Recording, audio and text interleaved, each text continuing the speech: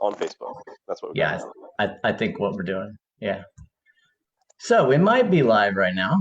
We don't know. Yeah. Let's see. We are. Okay, let Good. me get you back on this screen so I can look. All right, everybody. Hello. My name is Steve Patterson from Wind and Raven. And what I do is I look into consciousness from a foundational point of view, as elemental, you could say, in the way that physics describes the necessary components to form the universe. I'm of the mind of panpsychism, which is a sort of view that consciousness is fundamental to the universe, and thus it unfolds at the same rate as the others, time, space, and matter, and magnetism. So since we don't have a clear explanation for where consciousness comes from or why it's important in the first place, physics cannot understand that in science. That's a space that they're really trying to understand, and I appreciate that. But I come from a background in the esoteric, with Nordic and Celtic and shamanism, and so that's what this is, sort of between those two. And today I've got William Apple over here. I'm pointing to him. He's on the other side of my screen, as you can see him, who is along, and he is a teacher. And according to the way he self-describes himself, he's a knight of the Grail. He'll tell you all about this. An alchemist, which definitely reeks of Celtic when you think of the cauldron and you think of the way the process of change and what goes into things and what is produced, what emerges from that. Of course, shadow work is mentioned in what he does. And I say, of course, just because so much of spirituality and any of these types of things, and even science, deals with the unknowable or the unknown, that which lies below or something. I see I'm also getting people on Zoom joining as well.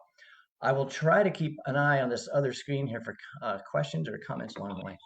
But back to William. And he says he's a narrative engineer, which goes great when it comes to interpreting things that we get from the past. And when we say the past, we got to remember that we're saying that in the linear world that we think of a this and a that, something has happened. And when we think of the word creation, that's a process that's ongoing that shows something is moving forward. But again, we talk about creation sometimes in spirituality, whereas it happened when it's a happening thing. So, these are some of the areas that we'll talk about. So, William, how are you doing today? Good, brother. Thanks for having me on. I appreciate it. Yeah, I'm really looking forward to the talk. Right. And so I think we managed to pull this off. I've watched you and some others, and I watched some other friends of mine try this, and thank goodness I went last. so so so here we are. And so taking that sort of foundational view that I do with consciousness, everything that happens in consciousness is a result of our thought process. We have a conscious experience. That's what we call consciousness in the human just dynamic, that foundational way it's present in all things, which is fundamentally the way that the Celts, if you look at the oldest written things that we can find, they look at the world. They believe that everything has spirit or life or whatever you think, however you want to phrase that. We could say that's also consciousness in it. The air, the hills, even your thoughts. I mean, they have a way of really putting everything connected to everything. That's this sort of Celtic view that they've always been there and they always will be there.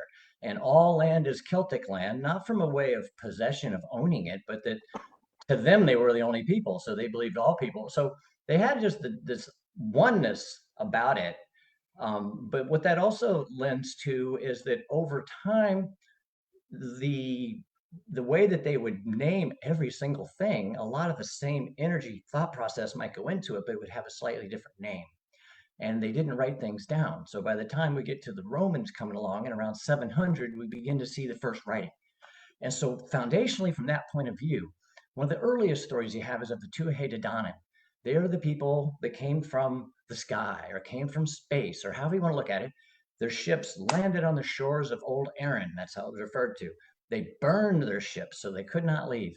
And that shows a real strong, there's so many messages you can get out of their story. Right there, the determination to stay and all this. And then they work with the people that are there, the Firbolg and the Fomorians, these two different types of people. And ultimately, they don't go back. They go into the Happy Hills, the Hollow Hills. They go below the ground. At the end of their saga begins the saga of the She or the Fae or the fairies, or however you want to look at that. And so you can sort of look at the Fae and all that we know of that as the descendants, if you want to, of the Tuatha Dé Dannan. And the Tuatha Dé Dannan, of course, was a collection of a lot of things that we know about, such as the Morrigan and Lugh and all of these things, and Samhain, and a lot of and so basically the structure of what we know as Celtic, a lot of it emerges from that. But what you get is it called different things over time. And again, depending on who during the Christian period that was able to write it down, wrote it down, they're going to come at it, not that they're trying to dilute it intentionally, but they're inherently going to look at it in the way they do. So you start to see over time that the story of the Tuatha Dé Dannan taking on more of an Iliad and Odyssey format because of the way of these existing models that have been around. You see that replicated across spirituality. So with that in mind, foundationally, we have really the break point there that I mentioned of the arrival into the New World, which is the equivalent of a Celtic creation story, though they don't truly have a creation story. And then you've got this transitional period. And then once that happens, when you have the Fae, it becomes much more mystical.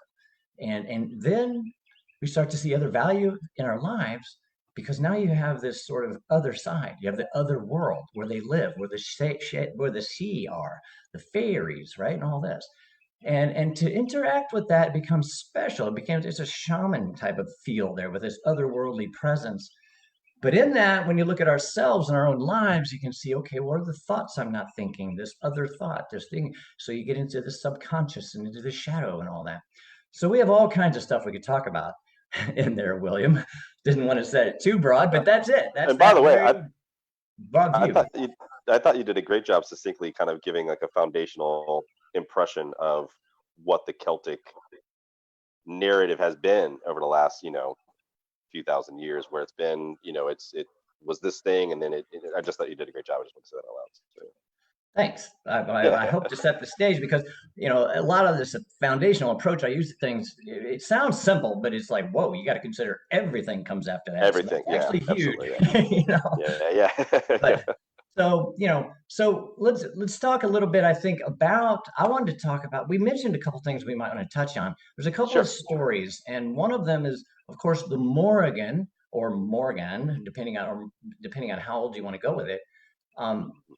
Because it's associated so much with dark things in general. The way that she has been stylized into a more witchy feel in some artwork and some stuff, and that's valid. I'm not saying it's not there, sure. but but it becomes almost exclusive, and right.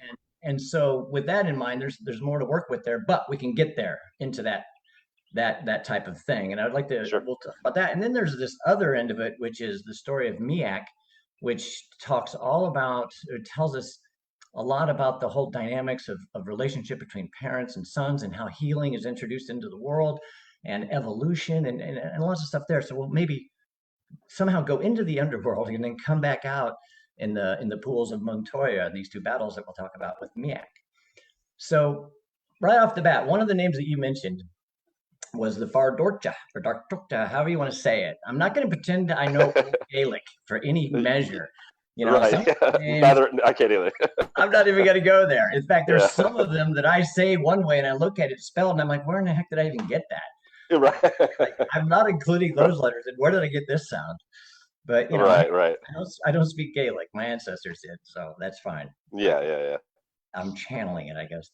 My modern expression. That's how I'll say it. I'm so connected. Right.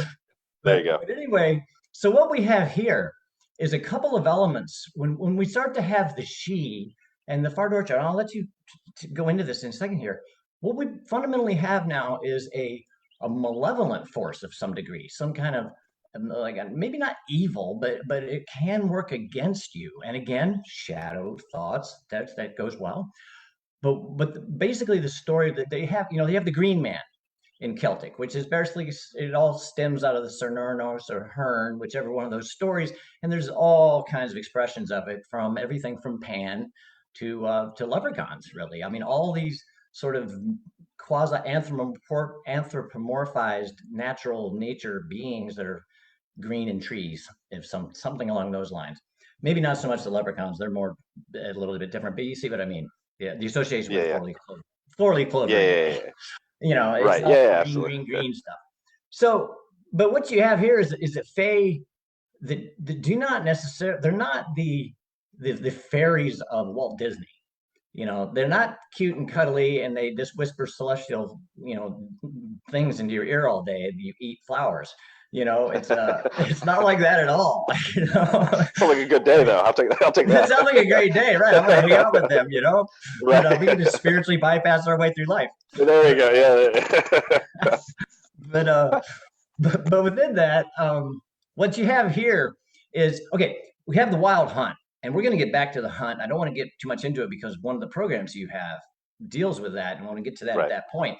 But basically, the wild hunt is a number of stories that stem out of somebody who has something happen to them in some way, is encountered in the other world, returns and has some alternate lifestyle, you could say. They're not here, they're not there, they're near here. That's the way the Fae referred to the old Celts referred to the Fae. They didn't live here, they lived near here in this other world. It wasn't there. There's no this and that. It's near here. And you can figure that out however you want. But within that, the wild hunt features that. In most cases, it's not a picnic by any, it's not Beltane. It's definitely not Beltane. So there's no the hand fasting here is a completely different story. But Right. but so basically what you get is you get the arrival of various kinds of treatments of the Celtic tradition that feature some other kind of force that can go against you. And that's easy to attack to the dark things. And that's why we have most, and I'll say most, I'm just saying that off of, if you do a Google search for Morrigan and then do a Google search for witchcraft, probably be a lot of the same kinds of things you're seeing, so that's how that went. No, there's nothing wrong with that. And I love it that witchcraft and things like that are still appreciated in the world for the people that are doing it. We don't want to limit anybody in any way.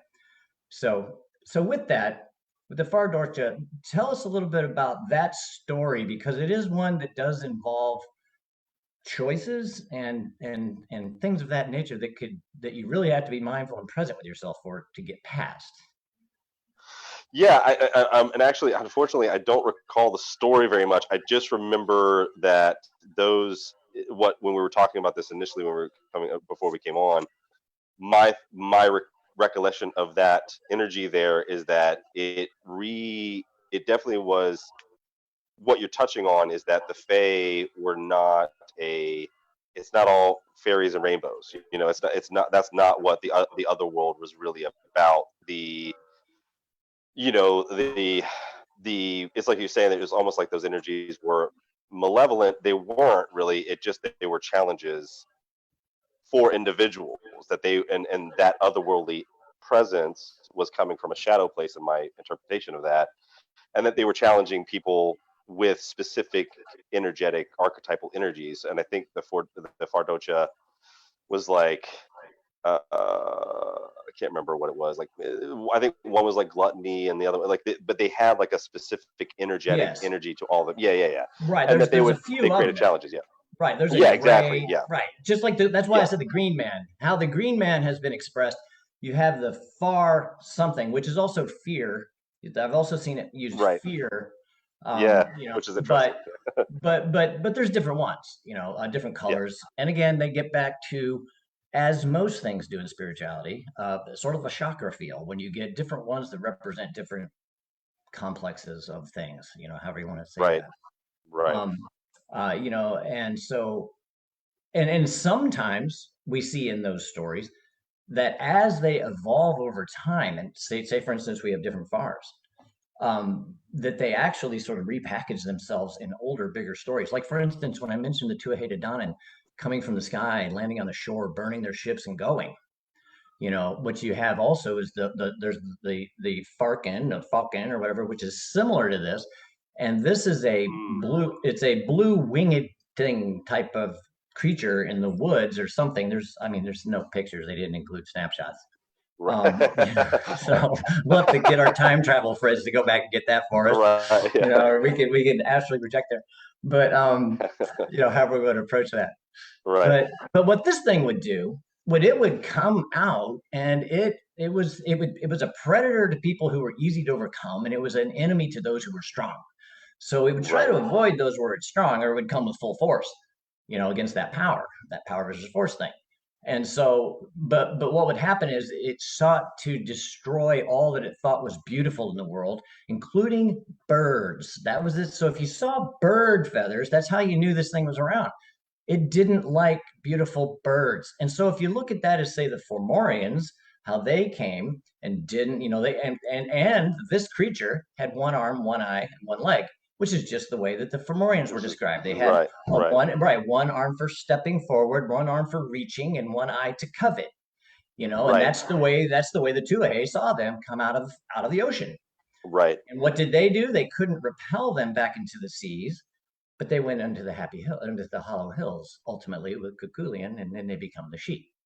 So you can see that in that model there is the same kind of story of a force in the world that shares these other similarities of the leg, the arm, and the eye, but also seeking to destroy the beautiful thing in the world, which the Tuatha Dé Dannan were the children of Danu, who was this oneness, and they came from the four cities of instruction, all these beautiful things, and they were beautiful people. I mean, look at their offspring. What we think is fairies, we think Tinkerbell, but really it's not always like that, We all have Uncle Jim in the family who's that guy, or whatever. So, but you don't tell him, and you certainly don't think that way or judge him. But right. So, one thing that comes up for me real quick on that, which I find really interesting, and with the Fomorians, is that one eye, one arm, etc. And sort of similar in the sense of not really appreciating or wanting to destroy that which is beautiful. What I hear from that, of course, is is like this sort of tunnel vision, linear thinking, and really like not being able to see both sides of something, etc. Not being able to reach out and touch both sides. Anyways, yeah, that came up for me, and I think that's tapping into the shadow conversation within the Celtic narrative. That is a lot of that, and a lot of that narrative like that, I think, is talking about that, because the one arm, the Fomorians created a challenge. The Far Docha creates challenges. All of that is anyways, but yeah, all of it. Yeah, and look in the arrival of the Tuatha and then the arrival of the other one, we have in two instances another one that we like to talk about attached to the outcome.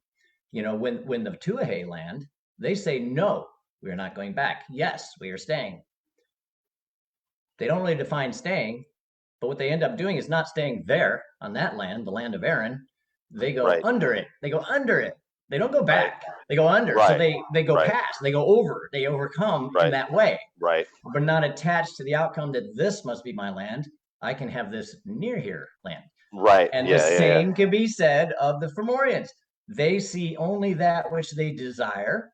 They reach for that which they desire, and they step forward to it without a consideration of other things. Perhaps they're attached to that outcome of success, and things don't go well for them. Though they do get the land, of course, then they end up becoming, I guess, Ireland, if you want to look at it like that. But still, we don't. That's where it kind of gets uncomfortable. If you want to look at then too, the Malaysians come over after that, correct? Is that, if I'm remember my history? There's later. That officially happens when those names are gone. Those names are gone. Yeah. Right, and then the whole that's when it goes from Aaron to Ireland. That's when the Tuatha go from Tuatha to She. That's right. And then you get guys like Cuculian come along, which is their first Beowulf, you could say. Right. Who was very similar. In fact, there's some stories, not all. And again, you look at the way that see most that we know about the Tuatha themselves come out of books that were written. There's one in particular. I wrote down the name because I can't even begin to say it. I wrote it down somewhere. I've got the little post-it notes. I used to have a radio show, so I'm good at this, I guess. I think I'm good at this anyway. And apparently people they've watched or whatever, listen. Right. Anyway, I won't even try to find it right now. But anyway, this one book is the oldest of them that we have, and it's from about 700, I guess. And in it's from the first earliest, Christian monks or whoever they would have been who could write. And so they knew all of the British Isles. So they would take that, and then as the northern part. So basically, what we have today is sort of a conglomeration of things that were going on in Ireland and Scotland and in the Welsh and the other Gaelic speaking areas. And so that's why, I mean, even the Farkin or Fakin, depending on what you want to say, I think is actually Scottish. It's not properly, like if you go Yeah, there yeah. today, if you went there today, which they do still have, I'm sure you're well aware, and people out there too. I'm looking at him on there. I should be looking at the camera. I'm on, so it's like I'm really having a conversation, which I am. Um, yeah, all kinds of light bulbs going on. Right. Yeah. But anyway, so I talked myself out of that one. But yeah, so that's in art. So you see, as time goes on, it's easy to understand why it gets complex. You know, next thing you know, you've got the Canterbury Tales, and you got things like that coming along, and you've got the Arthurian legend being born, Right. and Right. and things of that nature. So, but within that, we maintain that shadow space of this unseen that somehow needs to be addressed, and it might not be a comfortable decision either way, Right. which is life, you know. So I mean, I don't know. How does that resonate with you? Yeah.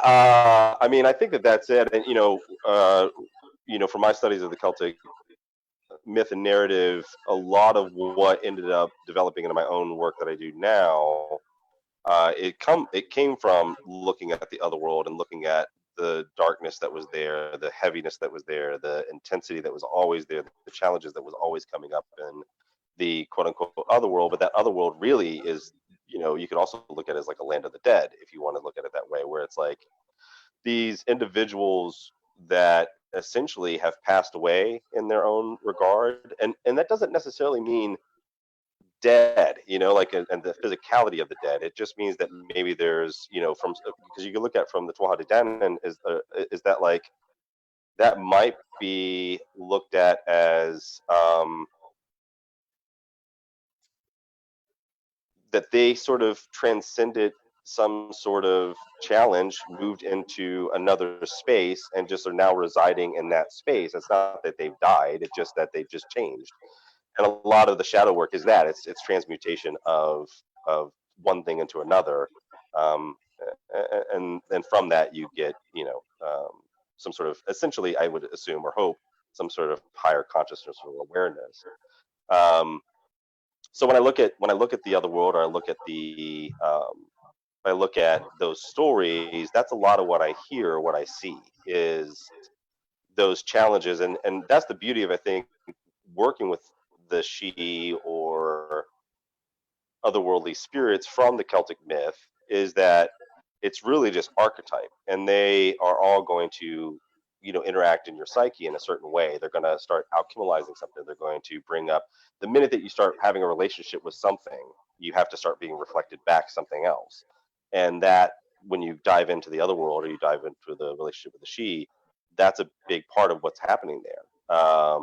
Is that interaction with that archetypal energy is going to bring up things that you internally need to face on your own journey to awareness, or etc. So, and that's, I think, what is the beauty of looking at the Celtic myths so much, is that if you look at it from that energetic archetypal space, whether and I have close friends that work with these energies, as personal energies that are personalities, etc. But from my perspective, just on an archetypal level, if you start working with them, they're going to show you stuff that you need to look at, and I think that's what's really beautiful about that. So, yeah. Right. And speaking of in that, you said something that made me think of this, but and it's still there, is that one of the things that we sometimes might think is limiting by embracing, say, Celtic tradition and learning a lot about it, is that, well, where the hell do you hang your hat?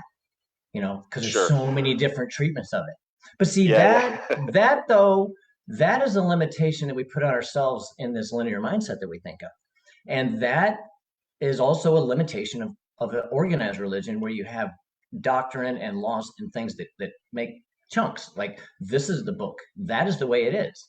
This is the word, Right. that is the way it is. And so what you get with the Celtic tradition, since it is so open-ended like that, you Right. can do that. You can say, hey, I want to learn about Lu. I want to know what the energy of Lu, this honorable light, all these things that are associated with Lu. But it's not just these passages. In fact, look at this. This is what they said in 1412 in this random book. And then in the last Right. 50 or 100 years, you've got tons of them.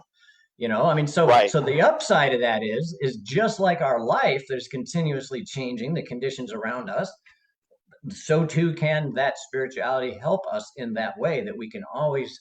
Now, granted, you can say these same things about religion. You can go back and reread the Sure. words of doctrine all you want and still get more Yeah. out of it. And people do. Obviously, there's books and all that, but it still deals with the same, say, 10 commandments. Sure.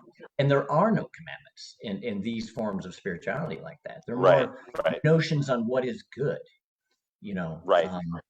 And in fact, the way that the Celts, this is a backward type of way of looking at things. Are you familiar with the term, the law of compensation? Another phrase, not sure. Right. So briefly, to refresher for anybody out there, as opposed of a legal system that seeks to punish those who do wrong, it seeks to make right that which has the effect of the wrong. So in other words, if somebody steals from me, we don't go get the guy that stole it. That's going to take care of itself somehow. We make sure that I get back what I need.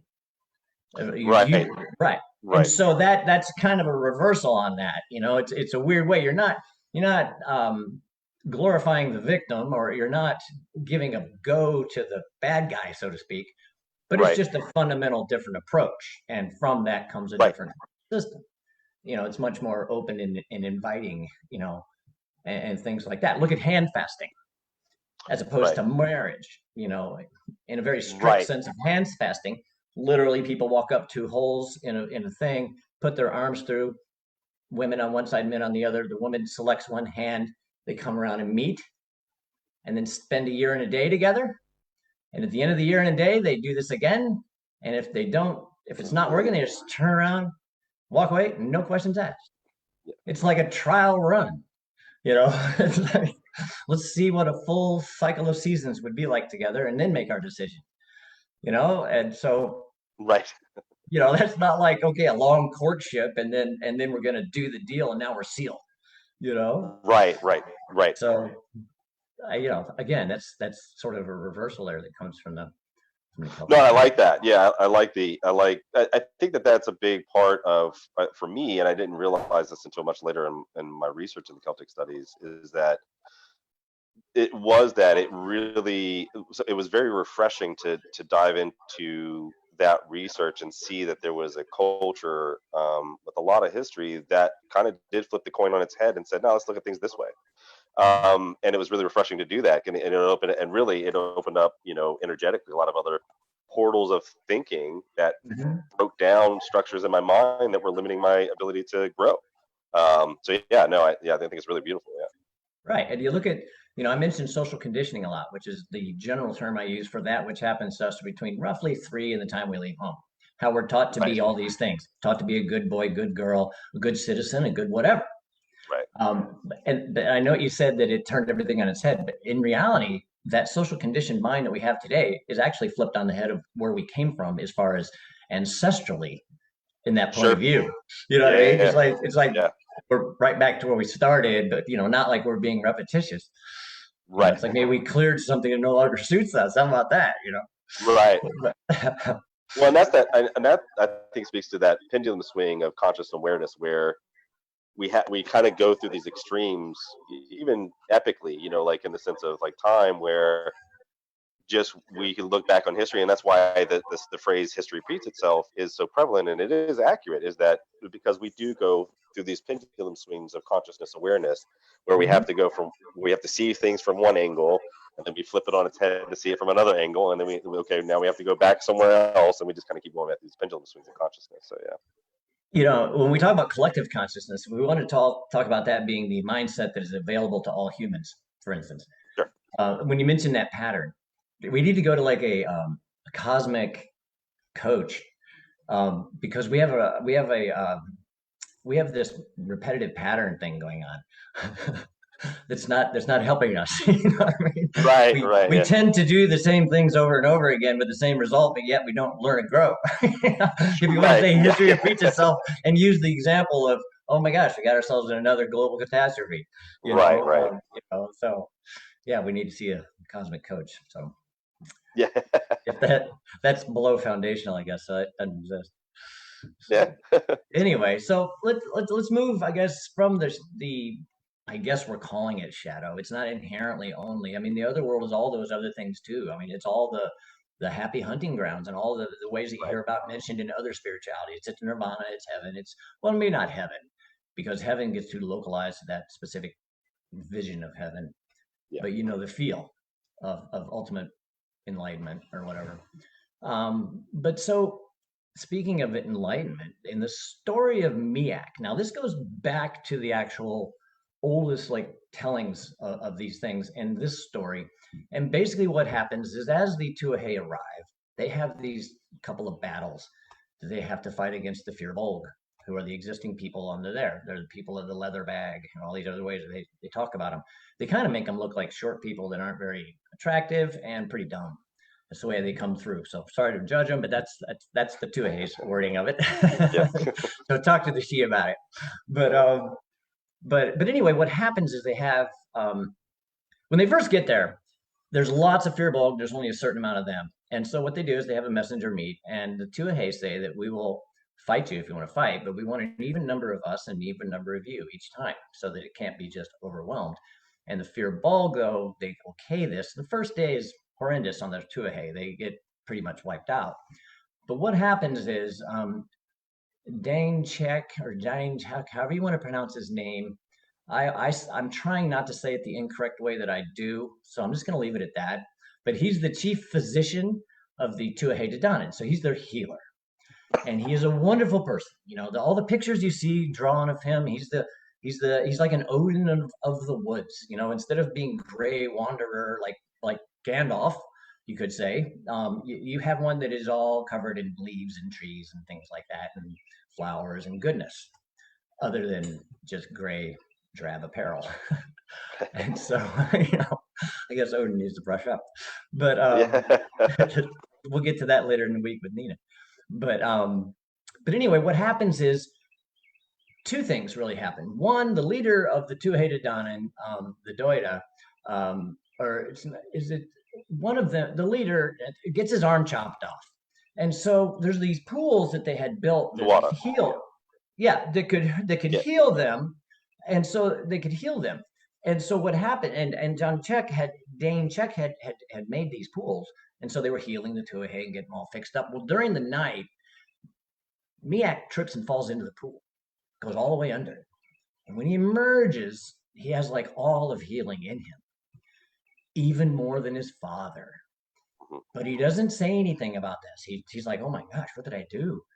And so he sort of goes away for a minute in this thing. But what happens is that his father creates a metal arm to put upon the king so that he can be king again, because they had a rule that he had to be pure Tuatha to be a leader. And if he didn't have his arm, he wasn't full in every way. Kind of rough, but yeah, that's how they do it. That's how they roll. And so that's the deal. But so they give him the metal arm, and the Tuatha say, no, that's not good enough. So meanwhile, they end up winning the battle and all that. And sometime later, what happens is Miach, in his newfound everything, he says the famous words as it's written. He puts his hands on the arm and he says, bone to bone, sinew to sinew, flesh to flesh. And when he says that, the arm turns into fully regenerated as if it never was gone. And he's made king again. And so everything's wonderful. And everybody's like, look at Miach, everybody's doing the thumbs up on that, And so he's probably getting hearts too, the whole 9 yards. And so the butts of them are going up the side as this happens. Right. But this does not sit well with his father, who approaches him.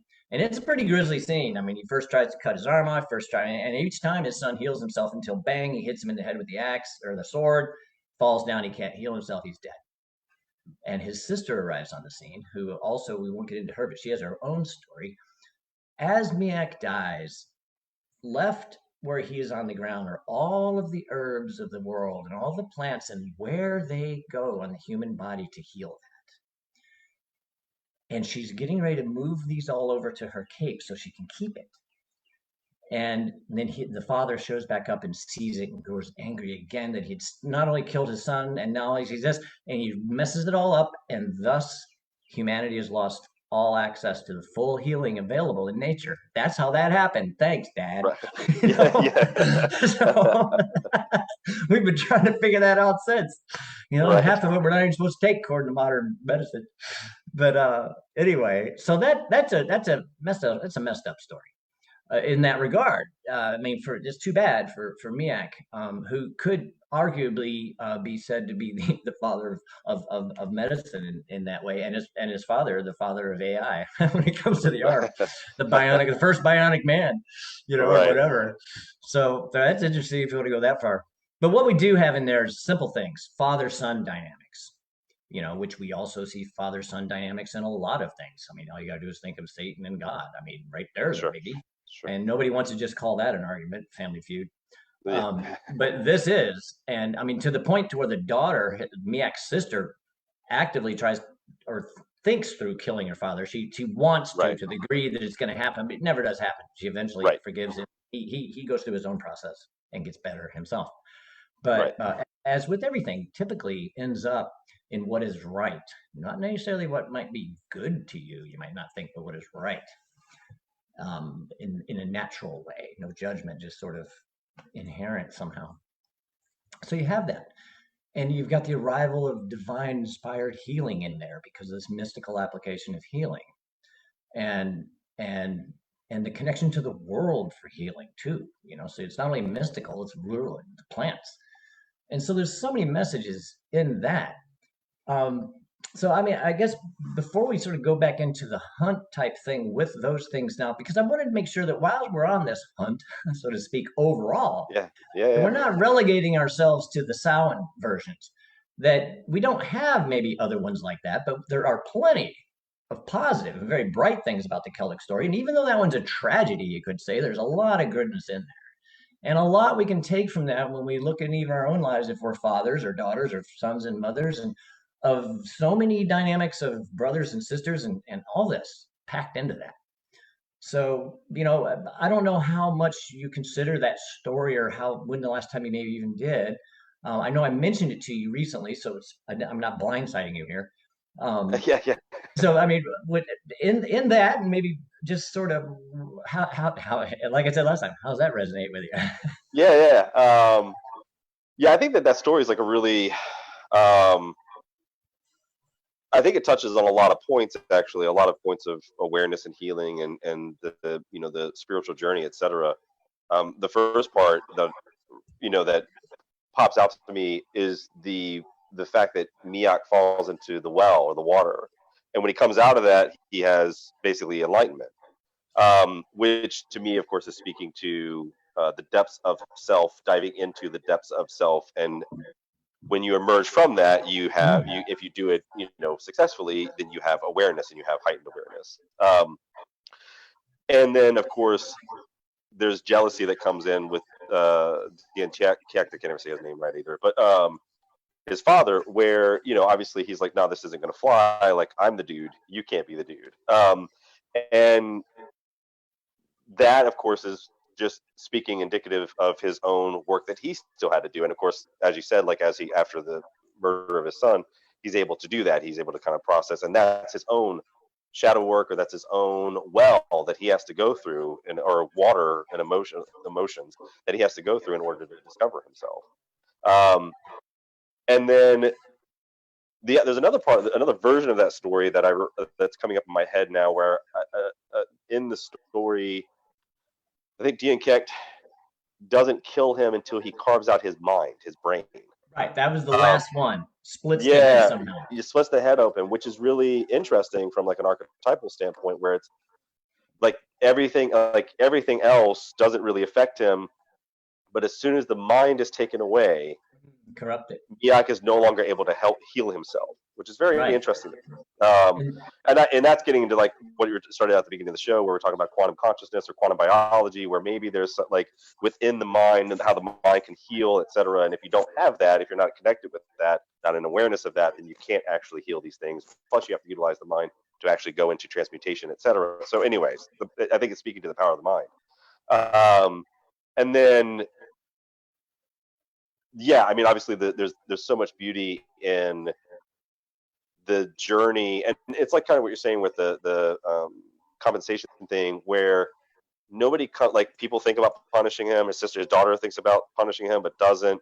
He's just allowed to sit in that suffering, and he processes it on his own. He journeys. I'm not saying that everybody's going to do that, but there's a beauty in that story, which is that he's able to do that journey on his own. He's allowed to sit in that pain, acknowledge that, and then through the transmutation of that painful energy, is able to come to a higher sense of enlightenment, or at least a sense of understanding.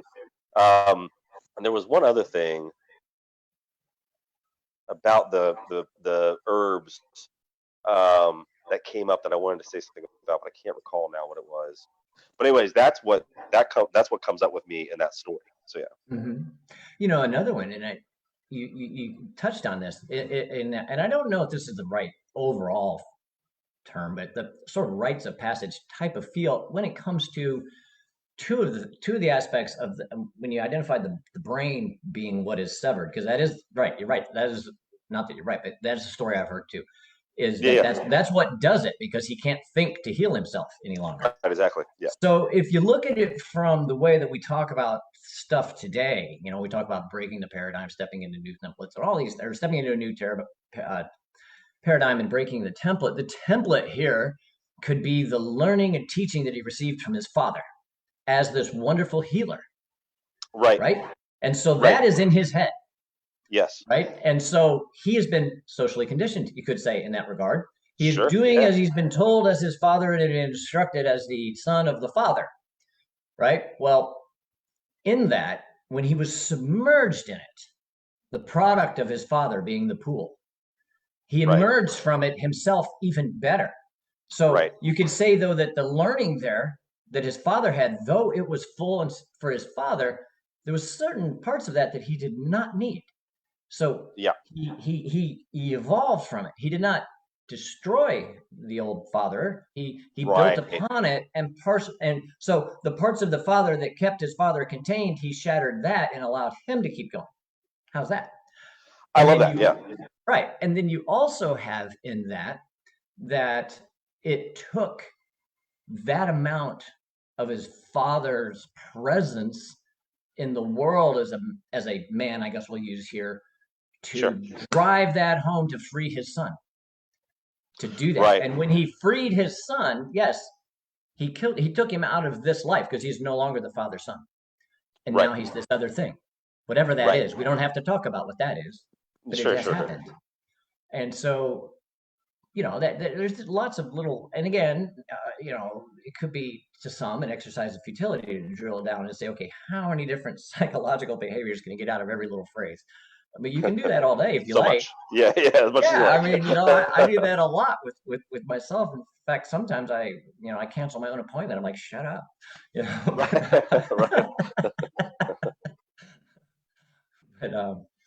But anyway, so now we come out of that with now the healing and all that. And of course, we talked about the hunt. And most of the time, people think about the wild hunt as it appears around either the whole era between Samhain and Yule is when it traditionally is. But now I know in your work, and I want to get back to that now a little bit, that you and another friend of mine who will be along Wednesday to talk about something similar to this. I'm sure a lot of this. So we're going to talk about that, what you two are doing together, and not necessarily only what you two are doing together. Obviously, you, which I'm talking to, but in that, you have the primal hunt, and the quest for the Grail. Now, I love both of those. I mean, the first two words, primal, I love that, because that gets back to foundational, and at least in the way I can use it, of a non-existence existence type of thing, not a duality of not being there, but there is no not there. It's just existence. So it's primal. And I like that starkness. And then, of course, hunt reeks of Celtic. And so much is in that. We talked about attached to the outcome. We talked about the opportunity to grow. I mean, all those things are involved in hunt. And then we have the quest for the Grail, which brings us to a more modern, granted very old, but comparatively speaking, of the evolution of what were beginnings of those oldest books to now, somewhere in here this happened, of the other kinds of ways of the stories and traditions that have come along. So the quest for the Grail obviously reeks right off the bat of the Arthurian stuff. I don't know if that's in there. I'm just saying. But so I give you the opportunity to tell us a little bit about the primal hunt and the quest for the Grail. Sure.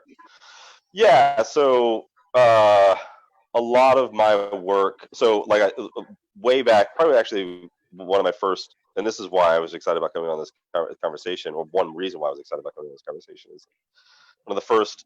My first real depth into spirituality was from a Christian perspective, but even then, I think it was probably more Gnostic. But eventually, at some point, I moved into the Celtic traditions in the early '90s, and followed Druidism and all that stuff.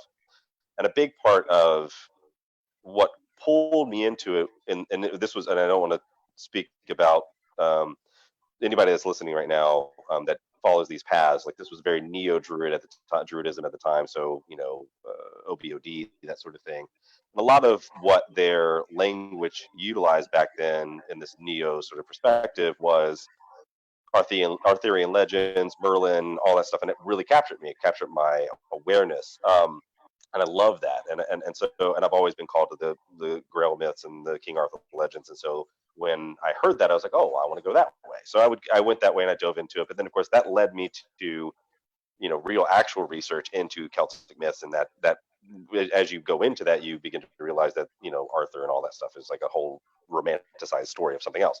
Nice. So, but but so moving into the work that I do now and how it all came up, part of what, like, the narrative reengineering is taking, because we all have the archetypal language, and this is why I think anybody that's doing any work with any ancient sort of spiritual practice, whether it's Asatru, or and I don't know if I'm saying that right, but or Celtic Reconstructionism, or witchcraft, what, I don't even care if it's Gardnerian, whatever, it doesn't matter what it is. If you're tapping into that energy, the reason I think we're called to that, on one spectrum, is it's archetypal language. It's tapping into a deeper part of our psyche that feels good. It feels good in our body, and we get turned on by it. We become alive by it. And so for me, my intention with this work is to capture that language and sort of flip it on its head, re-narrative, put a re-narrative spin on it. So the primal hunt is tapping into the hunt energy within the Celtic traditions, and tapping into that language of going on the hunt, the seeking of something. And in this case, we're seeking the primal. We're seeking our authentic identity, and that means going through the shadow. That means going through the well, going through that deep chasm, and the well energy, the water energy. Even you can even associate that with the shadow, is associated with the Grail. If you look at um, Templar legends, like Templar Knight legends, all that stuff, when they were building their sacred temples, which was all devoted to the feminine, and the Grail, they had these quote unquote wells. But if you look at them, they're not actually functioning wells in any way, shape, or form. They're labyrinths. They're deep chasms where you would have to go through these journeys of crisis to get down to the bottom. And then after you got down to the bottom, then you would have an initiation of the ritual and getting into the Grail and all that stuff. And so for me, knowing that energy and knowing that esoteric language there, my intention of the Primal Hunt and the Quest for the Grail was to take all that language and put it into a modern context. So what we've been doing is focusing on, like you've touched on, duality, understanding what duality is and understanding how that frames narrative, and understanding also simultaneously that that is not actually, it's duality is sort of, it's very subjective. You can be objective about duality, but duality itself is very subjective, which can be irrational, etc. And so understanding that, getting into what masculine and feminine means, because masculine and feminine is such a big part of our dualistic awareness within ourselves, breaking down from an empirical standpoint or an academic standpoint or intellectual standpoint the functional mechanical parts of that journey, that primal hunt and the quest for the Grail. And the Grail being the internal well within yourself that you can then alchemize your being into a higher awareness of self. So that's what that work is all about. I'm very excited about it. Yeah, I'm really excited about the opportunity to share that with people. So, and thanks for giving the opportunity to talk about it. I appreciate that. Thank you. Oh, no problem. No problem at all. In fact, depending on whether this is recording, at some point it said it Sure. wasn't. Now it does. So this, who knows? It might come in late, might be out there. I don't know. Okay. But either way, I'll include links to your stuff, and then also maybe a couple of these texts that I might have tried to pronounce, I would or love at least that. maybe a story or two out there. I don't know, whatever. I'll have some updated something with all that in there as well. Yeah, and I'm looking forward to that. I'm a member of your group on Facebook, and I've been reading. I tried not to read. I'll be honest. I did not read much of it this week because I knew we were going to do this, and I didn't want to. I didn't want to come in mid conversation in one of your posts. Yeah. This is still on my mind. I just read this last night. Right. But I do. I do appreciate the fact that people out there using these traditions in any way they can, because these are timeless traditions.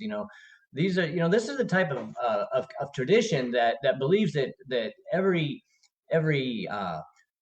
area, every community, every mountain, every stream, every job, every profession, every skill has a patron, and this patron is this conglomeration of whatever. It's where you see the arrival of the Morrigan going from being a specific named individual in the oldest writings to being a triple aspect goddess, or Right. you've got other parts, and really because the number 3 is all over the Celts. So, and within that, you see we can create in our linear mind this duality of a this and a that, which inherently comes from 2 perspectives.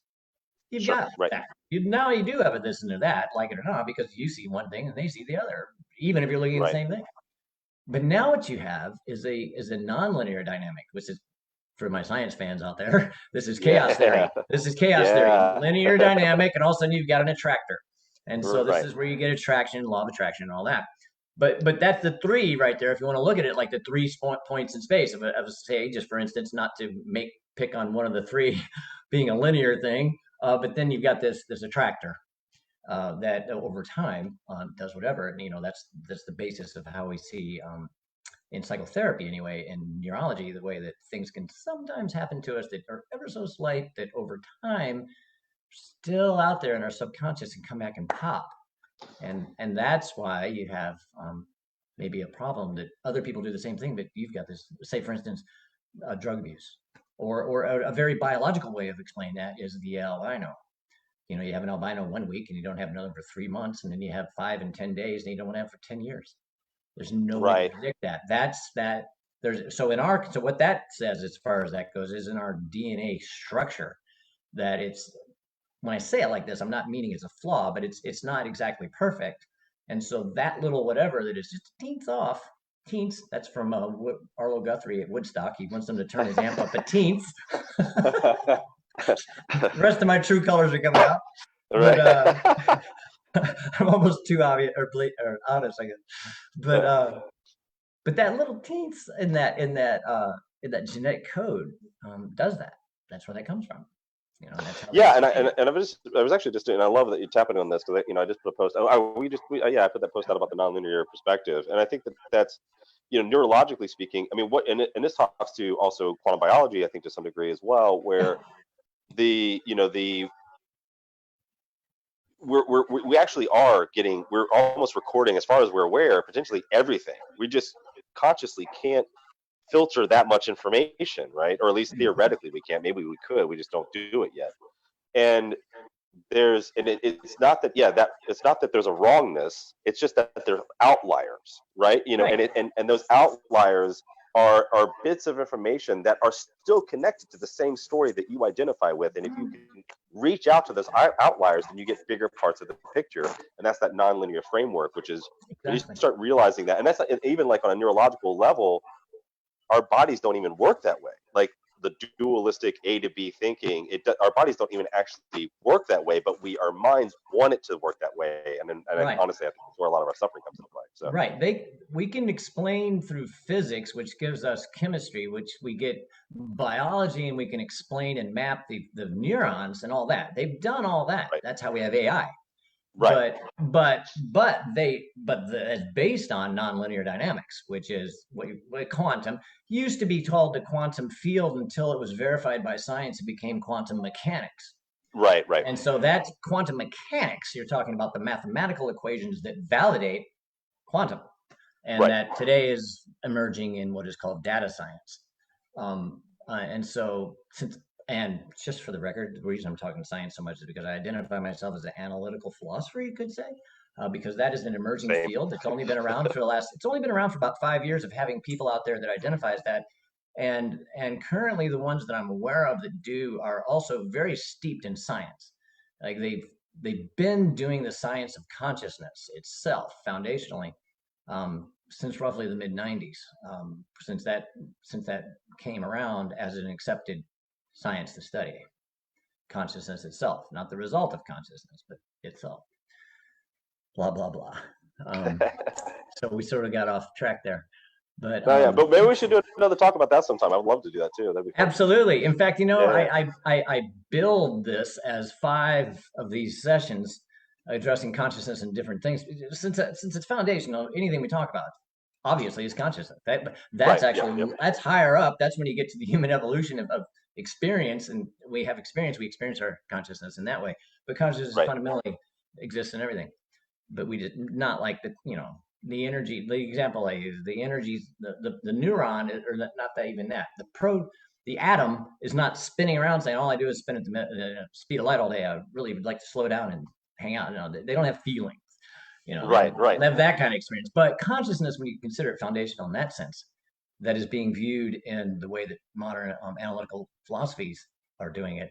They're going for demonstrable things, which is scientifically proven, which is great that they're doing that. It's very open. Yeah, and I think that's the beauty of that thing, and it kind of ties in back what you're talking about too, or what we're talking about originally, is what we're doing with this Celtic conversation here. You're going back to these archetypal languages and breaking it apart scientifically, and you're looking at it. Why did that affect that person in that way? What was as best as we possibly can, we're looking at it in an analytical process to bring it into a modern context so that we can start utilizing that information as well. It's because that myth is sort of an outlier, but there's lots of juicy stuff that's in there that we can pick out that's really good for us. So absolutely. And if you look at consciousness foundational, then everything in human consciousness is, if you take a very stark view of the world at a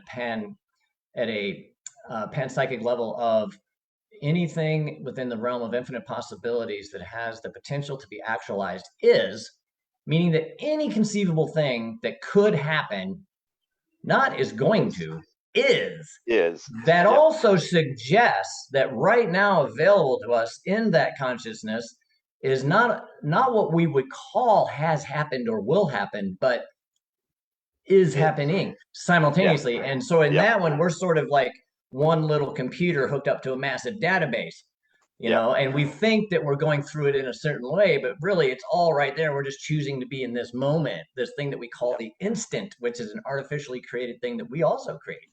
Right. Yeah. The instant. So, but there's no instance, you lose time. So that's foundational at that point. The foundations of physics are time, space, and matter. And then, of course, eventually we got magnetism. And so that became the fourth. And so now the proposed thing among analytical science, analytical philosophers, at least David Chalmers anyway, one that I like to follow, is that consciousness itself is foundational. And he does a wonderful job. Him and, of course, Professor Hoffman out at UC Irvine, or I think it's Irvine more than, his modern view of causal agents in explaining in a scientific way reality, in which we create a virtual reality in every instant. That in fact, none of this is here. In fact, I only believe you're there, and though I believe it is created. It's like we're all running software, and the way that he does it is fascinating. And by the way, on my YouTube page, where this will probably be linked to, you went sideways. Things went sideways for you there.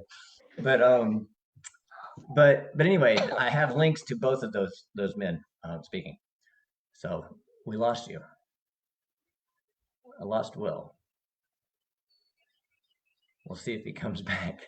You can see him. He's right over there, or he's over there on my screen anyway. We might not have him back.